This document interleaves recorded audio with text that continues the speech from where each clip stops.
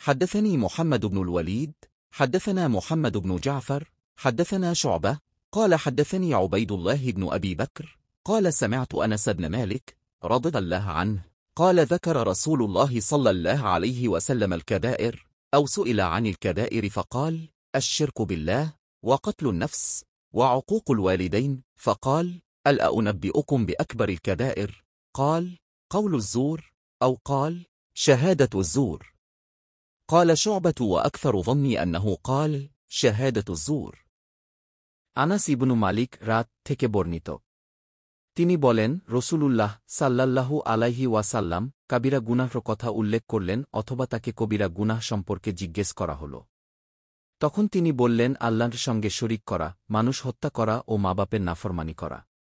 তারপর তিনি বললেন আমি কি তোমাদের কবিরা গুনাহর অন্যতম গুনাহ হতে সতর্ক করব না পরে বললেন মিথ্যা কথা বলা অথবা বলেছেন মিথ্যা সাক্ষ্য দেয়া সুবাহ রহত বলেন আমার বেশি ধারণা হয় যে তিনি বলেছেন মিথ্যা সাক্ষ্য দেয়া আধুনিক প্রকাশনী ৫৫৪৪ ইসলামিক ফাউন্ডেশন ৫৪৩৯